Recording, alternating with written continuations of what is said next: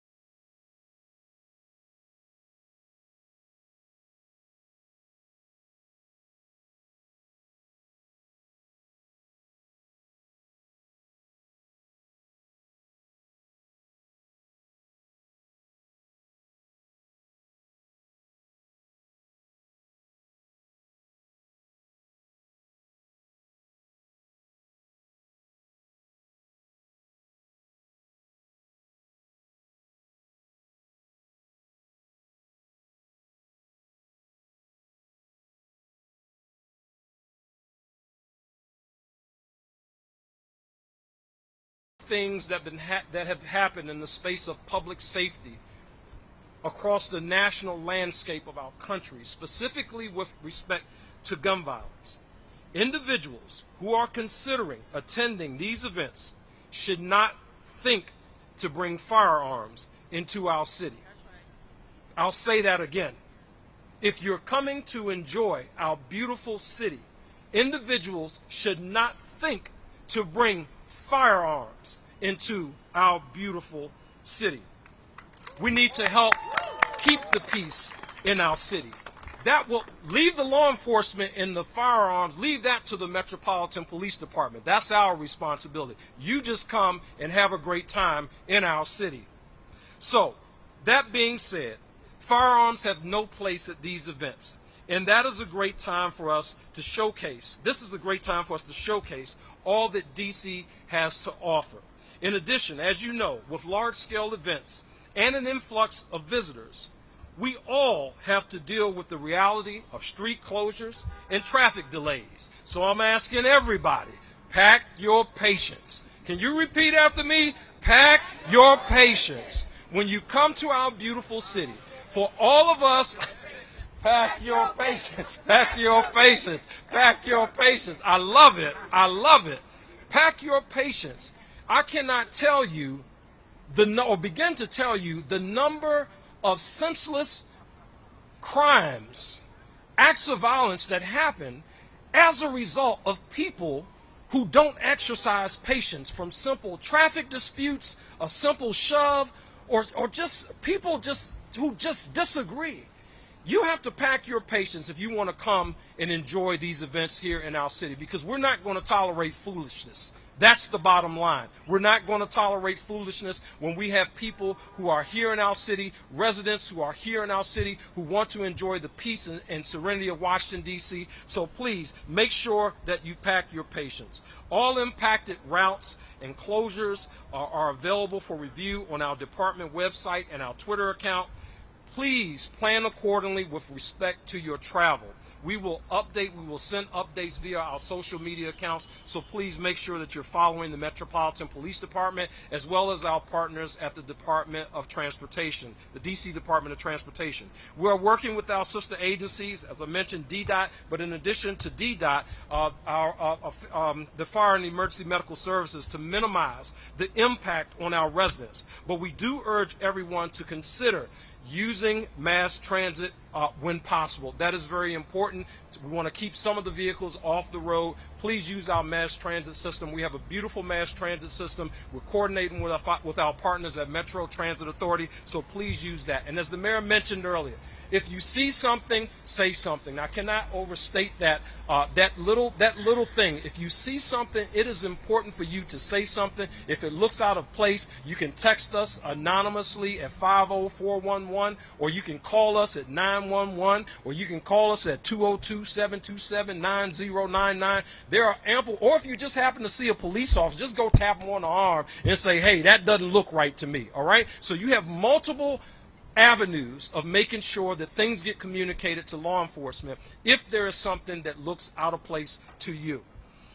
At this point, I'd like to welcome up to the podium our Director of LGBTQ Affairs, Japer Bowles.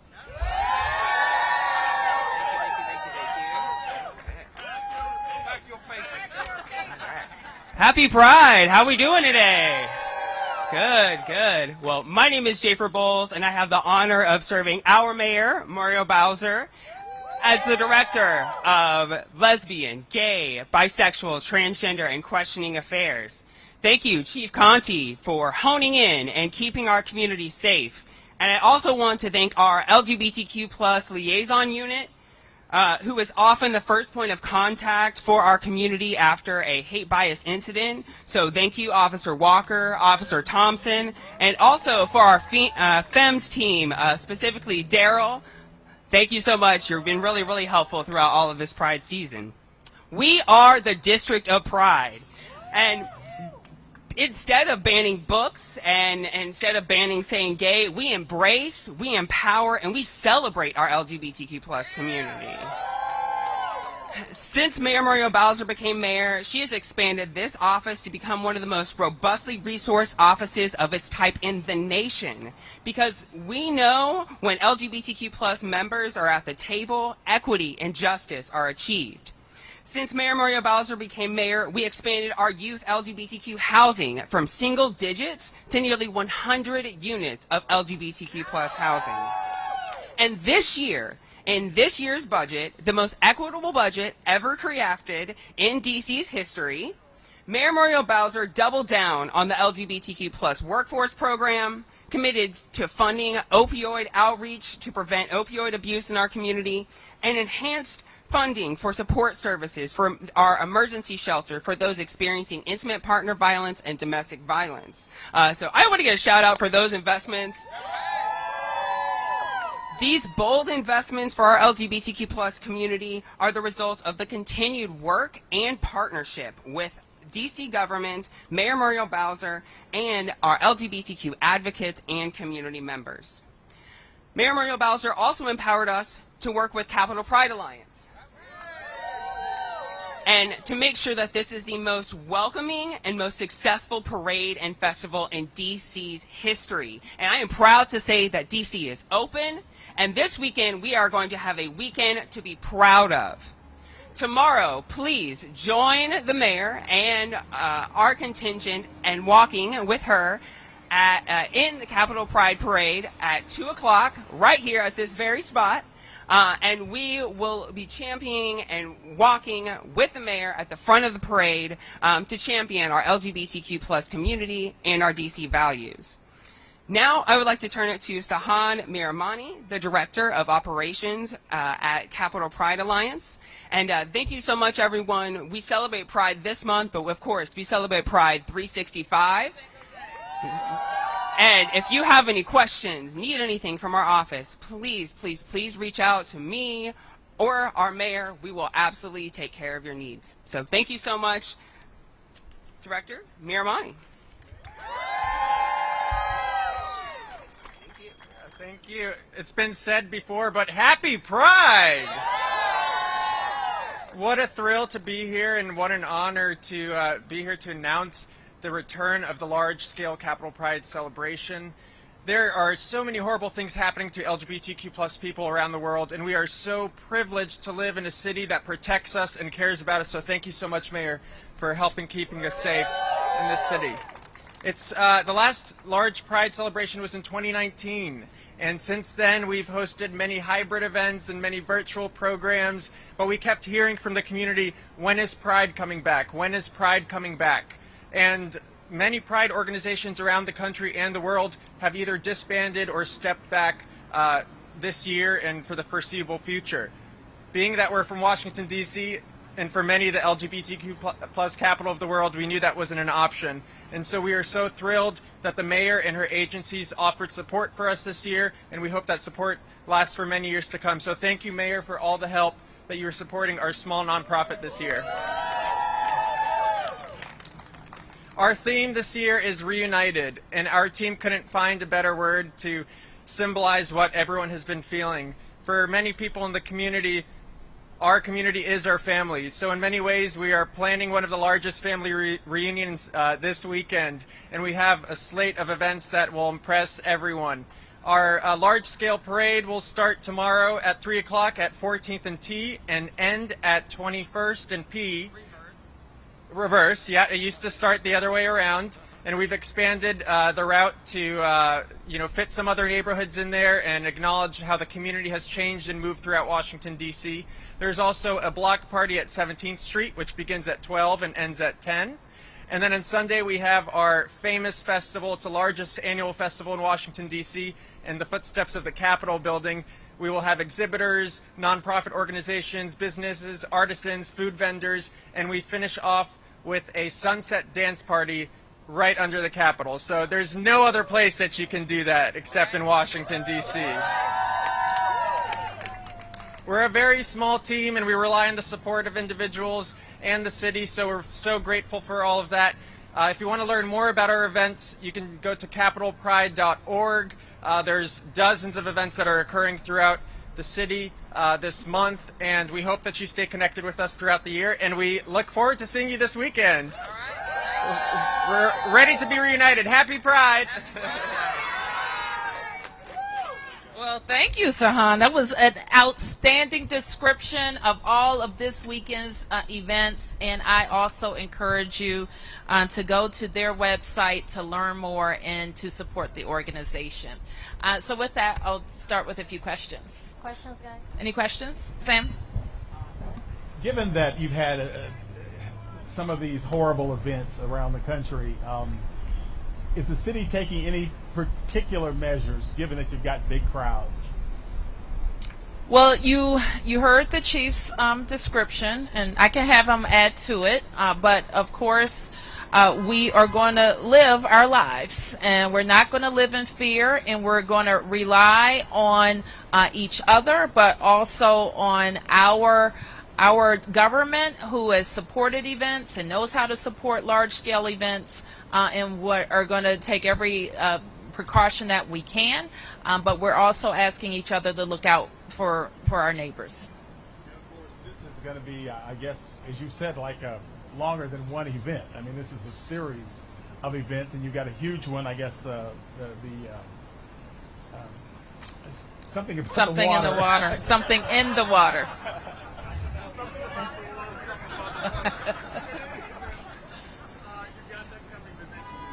Yes. I don't know. Are you stretched too thin? I don't know if the chief could answer this, but obviously you're going to have a lot of... I'll ask the chief to answer. Thank you for that question, Sam. First of all, let me just say this, man. I mean, our department, we have the number of officers that we have, but, I've officially deputized everybody that's standing out here, everybody who's going to be attending any of these events. As I've mentioned before, if people see something, we want them to say something. Public safety is the Metropolitan Police Department's responsibility, but the reality is it's everybody's responsibility. The Metropolitan Police officers of this agency, we are used to large-scale events. The mayor has authorized, and she has been very firm on this from day one. Whatever it is we need to do, if we need to work overtime hours, if we need to make adjustments, Chief, you have the authority to do whatever it is you need to do. And we've done the things that we need to do to ensure safe events for everyone. Is it all hands on deck? Is it all?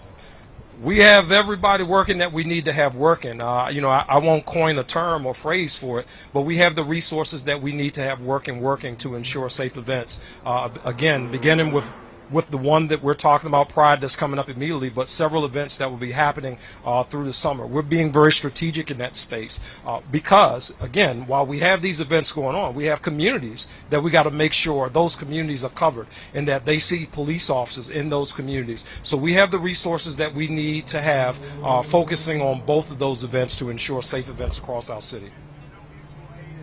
In this case, with neighboring jurisdictions? No, at this point, we're not. It's not a requirement for mutual aid, although that is an option if needed. Again, in our surrounding jurisdictions, as we see, things that are happening. Again, looking at the national landscape of what's happening in the space of public safety, people need their police officers where they need their police officers. But certainly, if there was something here where we needed to call upon our sister agencies in surrounding jurisdictions, that's really a phone call to get additional people in our city if we need that.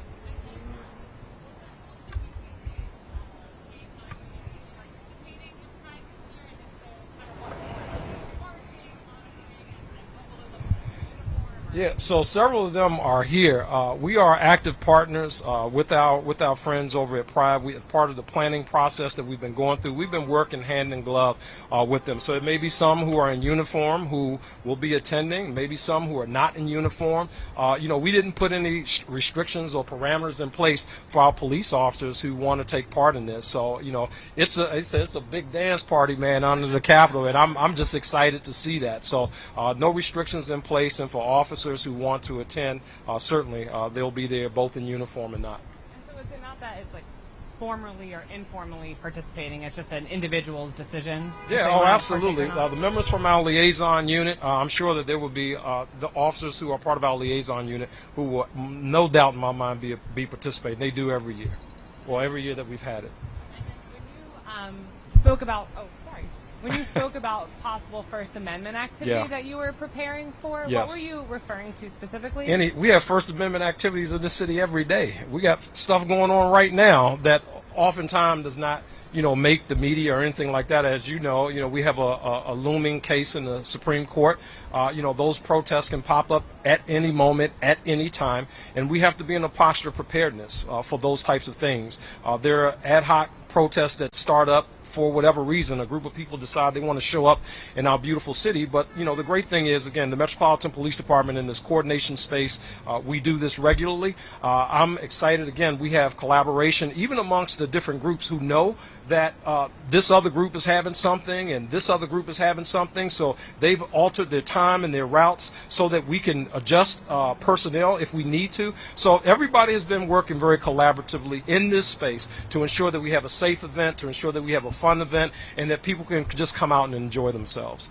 Apologies for not introducing myself. It's Ellie Silverman with the Washington Post. And you mentioned a looming case in front of the Supreme Court. Are you referring to the abortion case? Well, that's one, but every week, they're releasing a list of different cases that have interest from, different people that generate people to show up in our city to protest. So, again, something that the Metropolitan Police Department deals with every day of the week. And at this point, when we're specifically talking about this weekend where we're going to have increased visitors to our city, we have to be in a posture of preparedness for all of those contingencies. And when you talk about large crowds, do you have an estimate? I'm going to get to somebody else. I'm sorry. Anybody else? Okay. Chief, if I could, Sure, Mark. on the two big events that you have going on, the Pride event and then the gun violence rally on the National Mall, can you talk about crowd size? I mean, as we hear, we haven't had a Pride parade in a couple of years. What are you anticipating crowd size for these two individual events? Well, it depends. I think that both events will be certainly well attended. When you talk about the March for Our Lives, I think that is something that will certainly be well attended. But the other piece to kind of take into consideration is that those demonstrations or those protests will be happening really nationwide. So, it may not be everybody coming to the nation's capital for that. It could be the region. And sometimes we don't know what those numbers are going to be until game day. But that's something that we'll continually to assess. We'll work with our federal partners, U.S. Park Police, and so forth as the day is going on, just kind of monitoring crowd sizes, monitoring how many people are using the metro and that kind of thing to really kind of give us a better sense of what's actually showing up on game day. Sometimes, Mark, you don't know until you actually know. And this is one of those things where, again, the Pride Parade hasn't happened for 2 years. I anticipate large crowds, period. That's where we are right now. We anticipate large crowds. Are they marching or are they stationary? Well, that depends on what, again, contingencies that you have to prepare for. They could initially start out stationary and then begin to move. Right now, they have a permit, I believe, with U.S. Park Police, so we'll have to kind of see how that washes out on game day. A lot of times with our First Amendment assemblies, Mark, what we will see here in the District of Columbia, because we are a city that support First Amendment, people will show up, let's say here at 14th and U Street. And I mean, this happens regularly, right? And we'll have a large party right here in the middle of 14th and U Street, and then they decide we want to go from here to whatever. And the Metropolitan Police Department will be in the posture to safely facilitate that First Amendment movement from point A to point B. So we're going to remain flexible in that space to do the things we need to do to ensure safe transition from point A to point B if it comes to that. A lot of the nation watched last night. And Yeah. you mentioned the looming Supreme Court decision. Yeah. Are you making any preparations in light of the congressional hearings and the video, the J6 video that's being released, that there might be, as you say, pop-up demonstrations in reaction to that? And if I could get both you and Mayor Bowser's reaction to that video that was released last night of your officers. Yeah, so, a lot of these videos, many are kind of reruns for us because we've had the benefit of seeing our officers' body-worn camera video. So I know the mayor is no stranger to these very troubling images, and to be quite frank with you, it really caused me 4 days on the job to really relive some of those images that were taking place, assaults against our officers and so forth. But in that space, Mark, again, because we are the nation's capital, and because we know that protests can pop up at any moment, we have to stay in a posture of readiness to be able to respond to any uptick or any increase in activity in the First Amendment demonstration space that could pop up. The Metropolitan Police Department stands ready to respond. I chose not to watch last night, Mark. A lot of people here lived through it. Our police department, our fire department, were first responders on the scene. I remain so proud of what they did to protect people and to protect an institution that represents our democracy. So I'm proud of, I remain very proud of them, but also know how traumatizing it is for them to relive it. Yes. Hey there, Mayor Bowser. It's Joseph Holm over at WDVM and DCW 50. I'm assuming that you saw just over 24 hours ago 3 people were gunned down north of here. It was in Maryland. I want to get your reaction on that. And when there are tens of thousands, potentially tens of thousands of people coming to our nation's capital for DC Pride and for March for Our Lives, and they see these news about a shooting happening in the vicinity of DC, what are you, and I guess this question goes for Chief Conte as well, what are you doing to reassure them that they are going to be safe while they celebrate Pride and while they rally for gun violence? Well, I don't see any connection between what happened in Columbia, Maryland, in the district. The connection I do see is that we have a proliferation of guns in our country, more guns than people, and we don't have adequate federal protections to keep guns out of the hands of people who don't need them. And we in the district, one of our values that I mentioned at the top is we're for sensible gun reform. And we want to protect each other from people, whether it's a fit of anger or mental illness or whatever, that leads them to use guns on their fellow Americans. What I said at the top is that we are prepared and we don't live in fear. So our city is open. We're going to celebrate our city. We're going to rely on the men and women of our public safety agencies that include MPD, Fire and EMS, Homeland Security, OUC. Who am I missing? Everybody. Oh, thousands of eyes of our community members to let us know if something is wrong. So I get your point that people are seeing just a lot of gun violence on the airwaves, whether it happened here or it happened in Buffalo. people are feeling that fear. So what I say to Washingtonians is that we're working very hard to be as prepared as humanly possible. We're relying on them to be smart. City smart is what I call it. Let us know if they see something wrong, and enjoy your town and celebrate our values. Yep. I'd just like to hear from the fire chief as well. Obviously, Yes, Chief Donnelly. They've got a lot of stuff. They get a lot of stuff, and as the chief comes up, his name is Donnelly, so he has an umbrella.